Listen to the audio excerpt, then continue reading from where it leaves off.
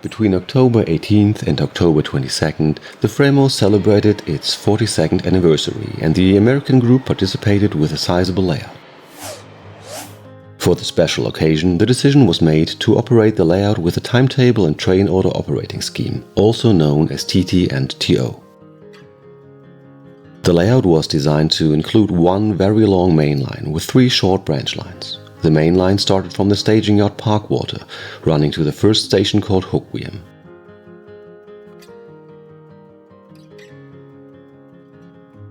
It is modeled after the town Hoquiam on the Pacific coast in Washington state during the late 1930s. It is 7 meters or about 23 feet long and includes several industries and a Y, which was used to connect to the short branch line leading past the shore of Moe Lake to Oaksdale.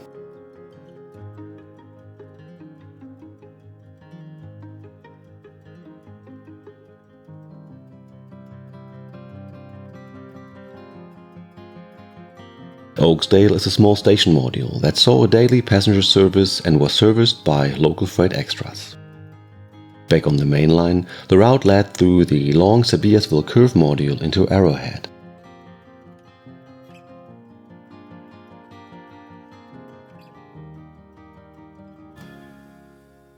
The station features a large grain elevator, as well as a smaller grain elevator and a team track. Multiple sidings made Arrowhead a crucial point for trains to meet on this layout. After leaving Arrowhead, the route went over the Mopac Bridge module, and after passing the yard limits to Whitehall, led to the Y at Yakima, which served as a connection to the branch line leading to the Northtown staging yard.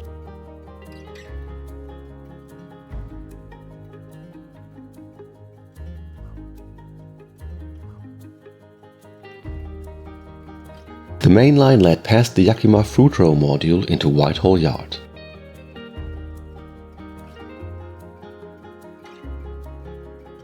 Whitehall is a 6-meter or 19 feet long station that served as a handling yard for ice reefers, where the reefer cars for the cold storage warehouses in the Yakima Fruit Row were sorted.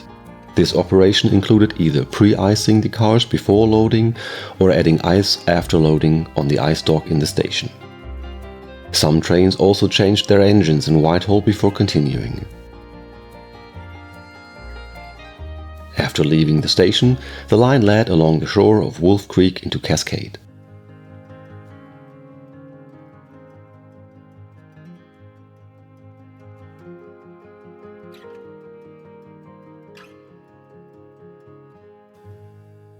This module is based on the town Cascade, Idaho. The prototype served a large lumber mill owned by the Halleck and Howard Lumber Company, which is also the primary industry on this module. The Cascade Y served as a connection to the branch line leading to the industries of South Tacoma.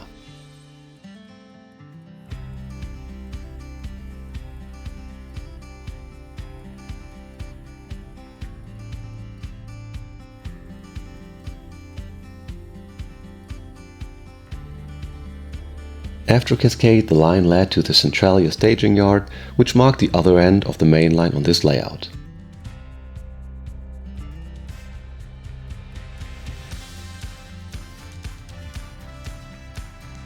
Under the TT&TO operating scheme, it's the responsibility of the train crews to figure out when the next timetable train will arrive and whether or not it is safe to leave a station and enter the main line. To make cheating harder and also provide nice backgrounds, a couple of view blocks were strategically placed along the line. As the name suggests, timetable and train order operations consist of two parts. The timetable part is basically the default mode of operation. Trains on the timetable cannot leave a station earlier than posted on the timetable, which makes it possible for the other trains to judge whether or not it is possible to leave a station and occupy the main line. Additional priorities that can be based on train class and direction set the rules which trains need to move off the main at stations. The rules on the prototype were much more comprehensive than this, of course, but model trains are a lot less dangerous than the real thing, so a simplified rule set is all that's really needed. The timetable can only really cover trains that run at specific times, and this is where the train order part comes into play.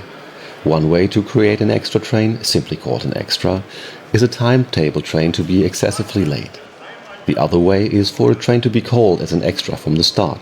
an extra needs a train order to tell it where and how it is allowed to operate. These train orders can contain specific instructions on where to meet opposing extras or to wait for specific trains to pass before starting to move. They do not just grant access to the main, however, and it remains the responsibility of the train crews to check the timetable if it's really possible to leave a station. Now that we have an idea on how to move the train, let's follow an extra across the layout. After picking up our paperwork in the form of timetable, clearance form, job instruction, and the car cards for our train, it's time to power up the throttle, jot down our departure times so other trains know we have left the staging yard, and get on the way. After a short while, our extra arrives at its first stop in Hoquiam, which is also one of the stops where a lot of switching work needs to be done. Before that, we need to write down our arrival time and let dispatch know we have reached our first stop. This is done via radios located at the stations. The train crews don't have the radios with them, so stations are the only place where train crews and dispatch can get into contact with each other. Our train operates as a turn, meaning it will return to its starting location, and moving the engine to the other end of a train takes a lot of time, so we'll just switch the industries with facing point switches and work the remaining ones on a trip back. This still leaves plenty of work on our first stop here. But before any actual switching takes place, let's come up with a plan. The cars in our train have been pre-blocked, but within each block the cars aren't necessarily sorted for each industry. Let's start with checking which cars are for Hoquiam and set the car cards for all other cars aside, so we don't confuse ourselves more than absolutely necessary. Luckily, a station diagram is available to make it easier to plan the following switching moves. While all this is going on, the next timetable train arrives for a stop in Hoquiam.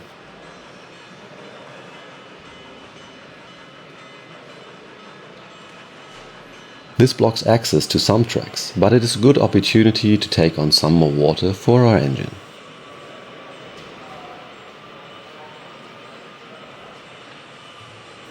When the first-class passenger train has left the station again, we have the entire station to ourselves and can sort the cars in the correct order for the first switching moves.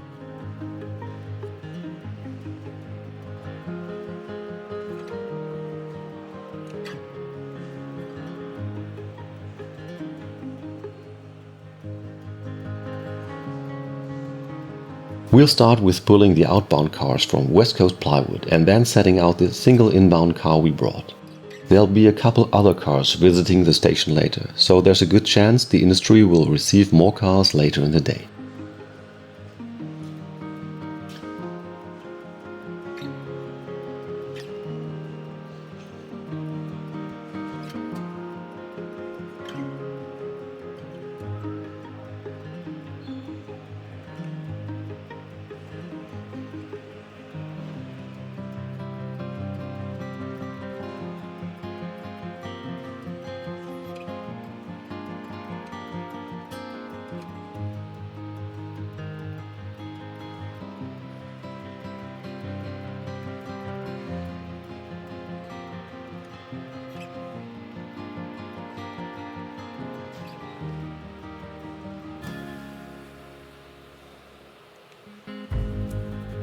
While we're busy switching the industry, the eastbound first-class passenger, another timetable train, makes a short stop in Hoquiam and continues its journey as we are getting ready to set out more inbound cars at the Schaefer Brothers lumber mill.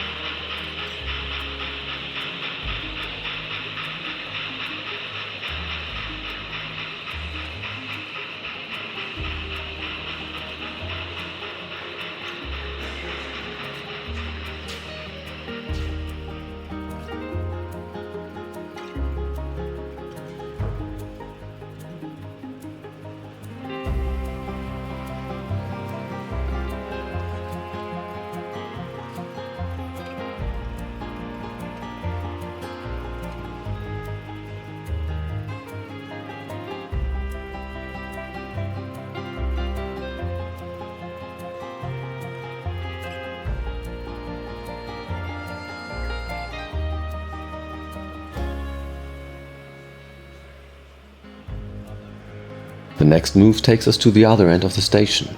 a company called Lamp Manufacturing. We have just one inbound car for the industry, but a couple of outbound cars are waiting to be picked up.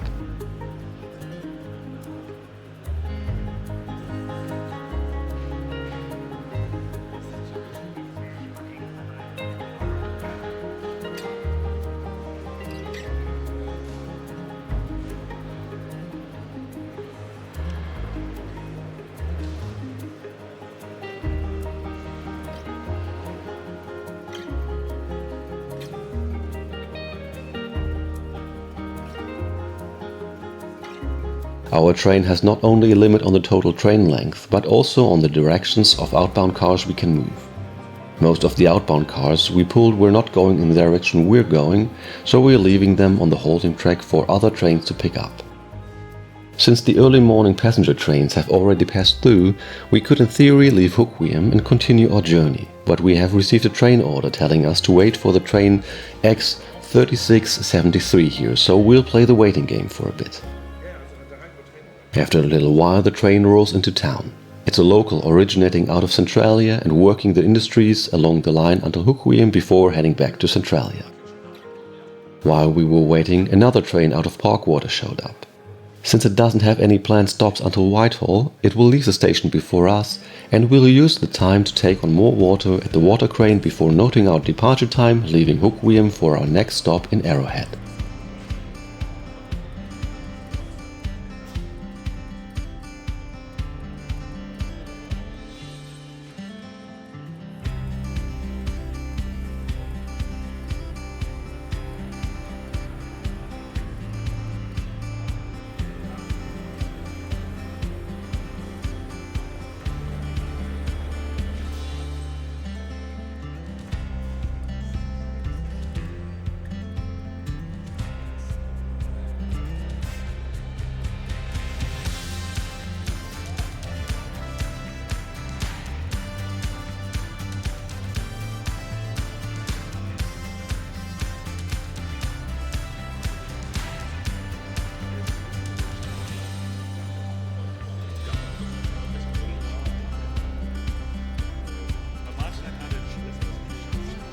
After passing through a Sabiersville curve, we take the siding in Arrowhead. While we're busy setting out cars, the eastbound mail train is blasting through the station. We still can't pick up most of the outbound cars, because they need to go in the wrong direction for us. After setting out a single car at the Alberta Wheat Pool grain elevator, we are done with our work here and ready to continue our trip after a quick stop at the water tower.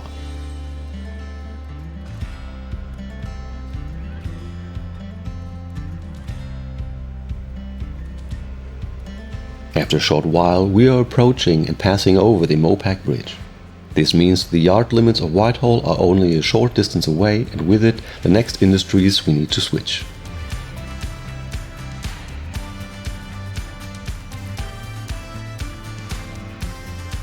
Switching Del Monte is easy enough.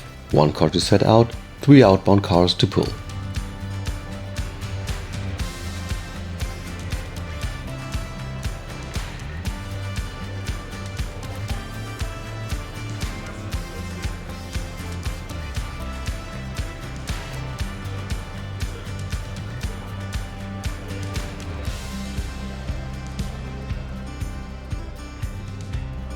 We also need to set out a car at Yakima Distributing, but there is no space there and we can't take any of the outbound cars there with us, so we'll just keep the car for this industry in our train and save this particular problem for future us.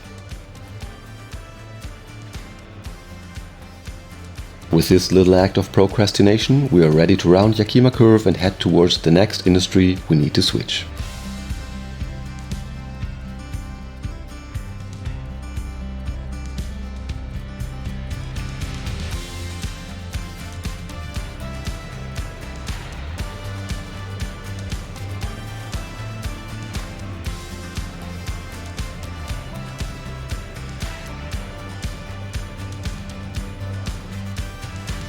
This is a simple one-in, one-out type of operation, so we can quickly move on into Whitehall Yard, where we coordinate with the yardmaster to take the AD track.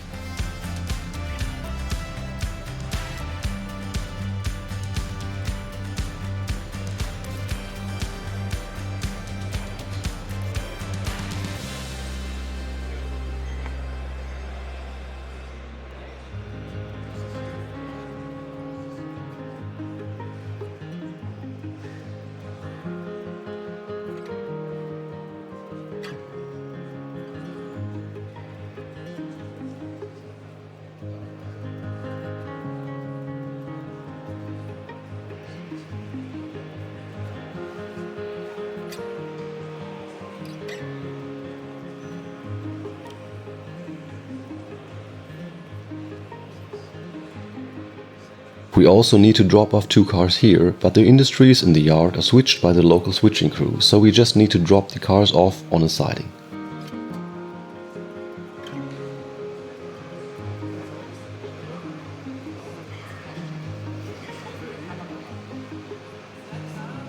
While we are busy with this, the local we have already met in Hoquiam has caught up with us again, and we are informed that the siding at Yakima Shipping has been cleared out now, and we can finally deliver the inbound car that we still have in our train. After letting the westbound second-class passenger pass, of course.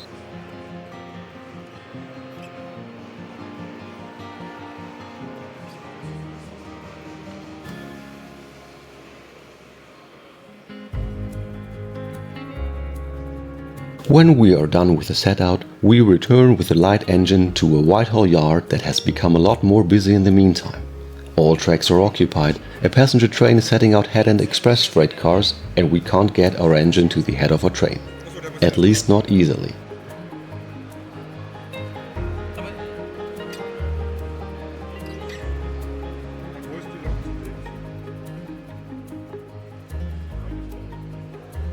But the yardmaster points out that we can pull our train back into Yakima and use the runaround track there to get back in front of our train and take some pressure off the Whitehall yard crew at the same time.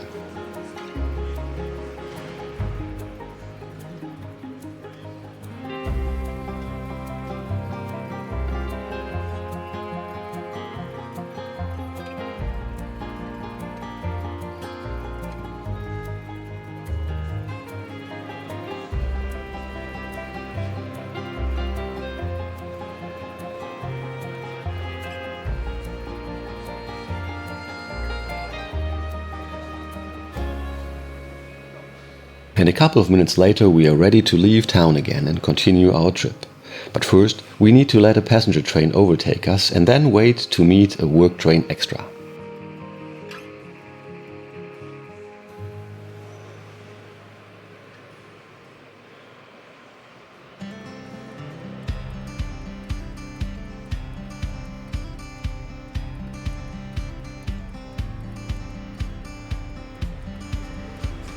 But then the coast is clear to roll through Whitehall and then on along the shore of Wolf Creek towards our next stop, Cascade, where we will turn the train before heading back towards Parkwater.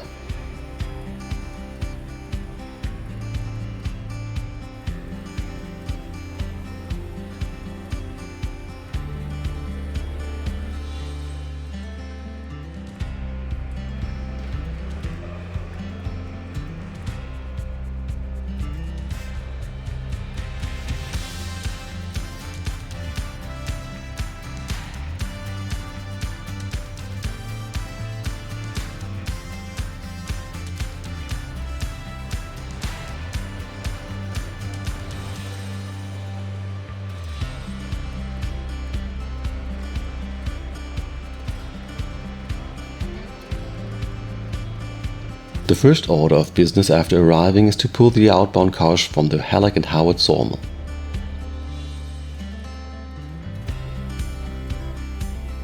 There's just one car for us to pick up, which we swap out with a single inbound car for the lumber mill that we brought.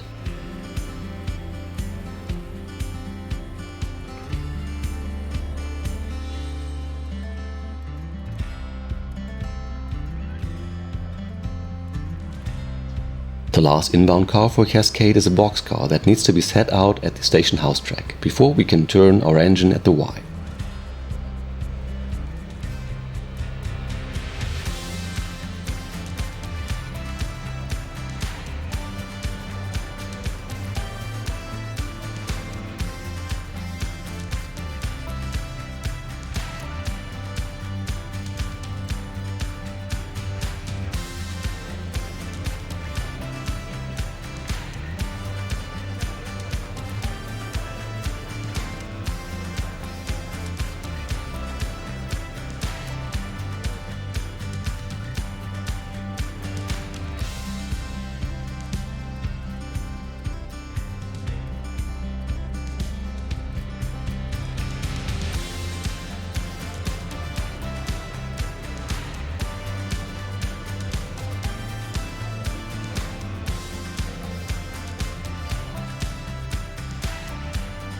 We wait for the eastbound afternoon passenger train to pass, move our caboose to the end of the train and follow the route along Wolf Creek back to Whitehall.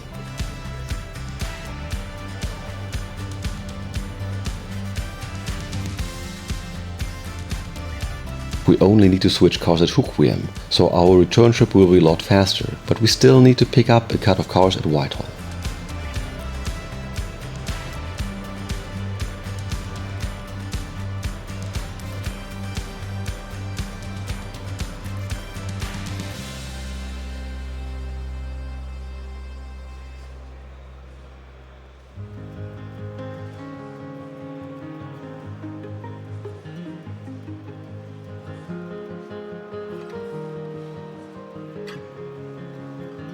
We can only take 4 more cars before maxing out our train length, and as fate would have it, that's exactly the amount of cars that the Whitehall Yardmaster has waiting for us.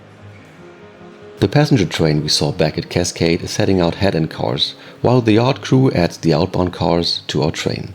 We wait a little bit for the train to leave the station, because it's a timetable train and we are an extra.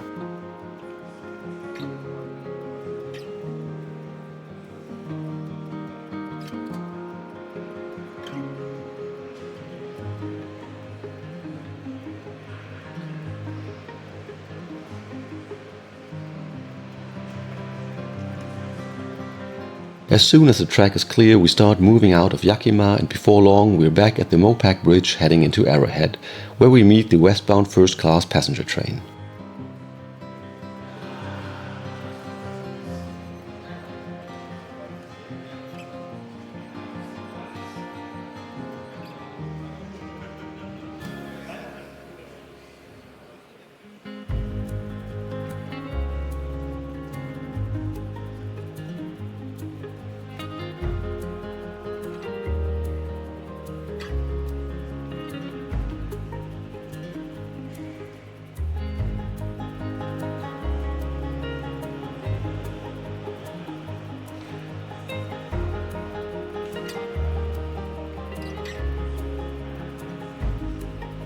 There's no work for us to be done here, so we can quickly move on through the Sapiasville curve back towards Hoquiam, where we meet the afternoon local out of Parkwater.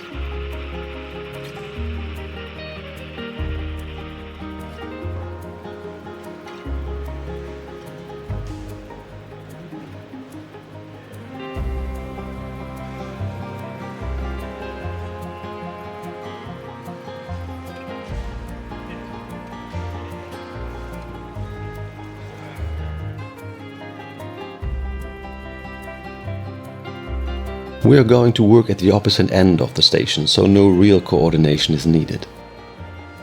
We set out our last cars at the freight house, and then head out of Hoquiam towards the Parkwater staging yard and the end of our job.